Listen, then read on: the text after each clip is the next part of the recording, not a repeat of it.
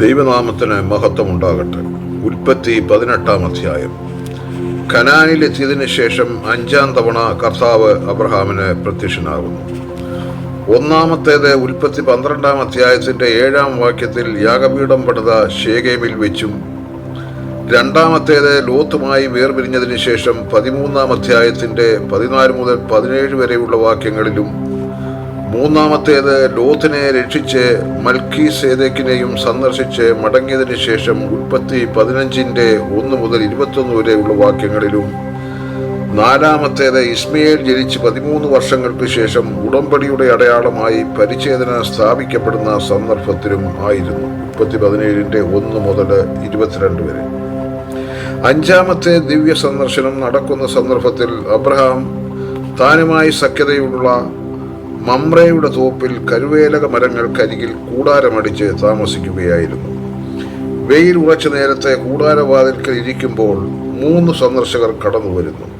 അതിലൊരാൾ യേശുവാണെന്ന് വർണ്ണനകളിൽ നിന്ന് നമുക്ക് നിഗമനത്തിലെത്താൻ കഴിയും. മനുഷ്യനായി പിറവിയെടുക്കുന്നതിന് മുൻപ് മാനുഷ്യരൂപത്തിൽ ലോകത്തിൽ വന്ന സന്ദർഭങ്ങളിൽ മറ്റൊന്നായി ഈ സന്ദർശനം കരുതപ്പെടുന്നു. കൂടെ 2 ദൈവദൂതന്മാരും ഉണ്ടായിരുന്നു. അബ്രഹാം പെട്ടെന്ന് നിലം വരെ താണു വണങ്ങിയതിനു ശേഷം അവരെ സൽക്കരിക്കുന്നു. ഈ സംഭവത്തെ അടിസ്ഥാനമാക്കിയാണ് എബ്രായ ലേഖനകർത്താവ് അതിനാൽ ചിലർ അറിയാതെ ദൈവദൂതന്മാരെ സൽക്കരിച്ചിട്ടുണ്ടല്ലോ എന്ന് പറയുന്നത്. എബ്രായർ 13-2. 17-ാം അധ്യായത്തിൽ വാഗ്ദത്തത്തിന്റെ സത്താകേന്ദ്രം അബ്രഹാം ആയിരുന്നെങ്കിൽ ഇവിടെ അത് സാറായിലാണ്. അതുകൊണ്ടാണ് സാറ എവിടെയെന്ന് അവർ പ്രത്യേകം അന്വേഷിക്കുന്നത്. സ്ത്രീകൾക്കുള്ള പതിവും ഗർഭധാരണ സാധ്യതയും നിന്നുപോയിരുന്ന സാറായിക്ക് തങ്ങളുടെ വാർദ്ധക്യത്തിൽ ഇനി കുട്ടികൾ ഉണ്ടാകുമെന്ന് ഒട്ടും വിശ്വസിക്കാനായില്ല. അതുകൊണ്ട് അവൾ ഉള്ളിൽ ചിരിച്ചു. വിശ്വാസത്തിന്റെ ഉദാത്ത മാതൃകയായ സാറ വിശ്വാസികളുടെ പിതാവായ അബ്രഹാമിനെ പോലെ അനേക സംവത്സരങ്ങൾ വിശ്വാസത്തിൽ ഉറച്ചു നിന്നെങ്കിലും ഇപ്പോൾ എല്ലാ പരിധിയും ലംഘിക്കപ്പെട്ടതുപോലെയുള്ള ഒരു അവസ്ഥയിൽ എത്തിച്ചേർന്നു. അവൾ ചിരിച്ചില്ലെന്ന് പറഞ്ഞ് രക്ഷപ്പെടാൻ ശ്രമിച്ചെങ്കിലും സത്യമെന്തെന്ന് ദൈവം അറിയാതിരിക്കുമോ?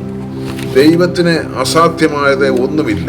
യെശയ്യാവ് 9-6 രേഖപ്പെടുത്തിയിട്ടുള്ളതുപോലെ അവൻ അത്ഭുത മന്ത്രിയാണ്. അബ്രഹാമിനെയോ സാറായെയോ ചിരിയുടെ പേരിൽ ദൈവം ശിക്ഷിക്കുന്നില്ല. പിന്നീട് അവർ സന്തോഷത്തിന്റെ ചിരിച്ചിരിക്കുന്നതായും നമുക്ക് കാണാം.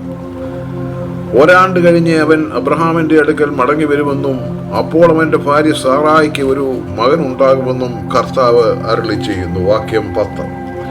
അതിനുശേഷം അബ്രഹാമിനോടുള്ള ദൈവത്തിന്റെ അടുപ്പം, അതായത് ഇന്റിമസി കാരണം സോദോം ഗോമോറയിൽ നടത്തുവാൻ പോകുന്ന ന്യായവിധിയെപ്പറ്റി അവന് മുന്നറിയിപ്പ് നൽകുന്നു. ദൈവത്തിന്റെ ഓരോ വെളിപ്പെടുത്തലും നമ്മുടെ രക്ഷയ്ക്കായിട്ടാണ്. സോദോമിന്റെയും ഗോമോറയുടെയും നിലവിളി വലിയതും അവരുടെ പാപം അതികഠിനവുമാണെന്ന് യഹോവ വെളിപ്പെടുത്തുന്നു. 2 ദൈവദൂതന്മാർ സോദോമിലേക്ക് യാത്രയാകുമ്പോഴും അബ്രഹാം ദൈവസന്നിധിയിൽ നിന്ന് ആ പട്ടണങ്ങൾക്ക് വേണ്ടി വിലപേശൽ നടത്തുന്നു.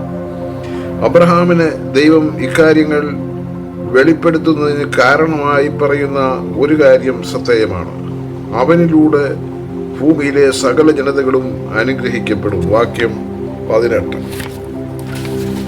അബ്രഹാമിന്റെ ഉള്ളിലെ പ്രധാന ആഗ്രഹം ലോത്തിനെ രക്ഷിക്കുക എന്നുള്ളതാണ്. 50 നീതിമാന്മാരെയെങ്കിലും ആ പട്ടണത്തിൽ ഉണ്ടെങ്കിൽ അതിനോട് നീ ക്ഷമിക്കയില്ലേ എന്ന് അബ്രഹാം ദൈവത്തോട് ചോദിച്ചു. 50 നീതിമാന്മാരെ അവിടെ കണ്ടാൽ പട്ടണം നശിപ്പിക്കയില്ല എന്ന് ദൈവം ഉറപ്പു നൽകും.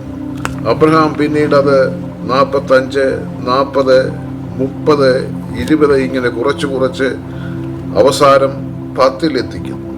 10 നീതിമാന്മാരെ അവിടെ കണ്ടാൽ സോദോം ഗോമോറയെ നശിപ്പിക്കില്ല എന്ന് കർത്താവ് അരുളി ചെയ്യുന്നു.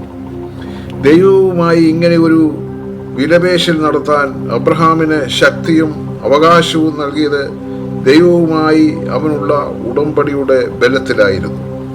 ദൈവം മുൻപാകെ നമുക്ക് പ്രാർത്ഥിക്കുവാനും വിലപിക്കുവാനുമുള്ള അവകാശത്തിന്റെ ഉദാഹരണമാണ് ഇത്. മോശയുടെയും ഏലിയാവിൻ്റെയും ഇരമ്യാവിൻ്റെയും ദാനിയേലിൻ്റെയും ഒക്കെ ജീവിതങ്ങളിൽ നമുക്കിത് കാണുവാൻ കഴിയും. കേൾക്കാൻ കഴിയാതെ വണ്ണം ദൈവത്തിൻ്റെ ചെവി മന്ദമായിട്ടില്ല. യെശയ്യാവ് 59:1. അബ്രഹാമിൻ്റെ മധ്യസ്ഥത മുഴുവൻ കേട്ടതിന് ശേഷം കർത്താവ് അവിടെ നിന്നും പോകുന്നു. അബ്രഹാം മമ്രയുടെ തോപ്പിലുള്ള തൻ്റെ കൂടാരത്തിലേക്ക് മടങ്ങിപ്പോയി.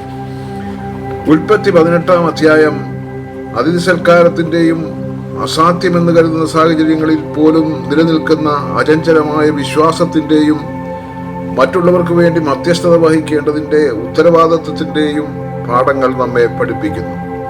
ദൈവം തൻ്റെ വിശ്വസ്തർക്ക് തൻ്റെ ഉദ്ദേശ്യങ്ങളെ വെളിപ്പെടുത്തുന്നവനാണെന്നുള്ള പാഠവും നമുക്ക് ഇവിടെ കാണാൻ കഴിയും.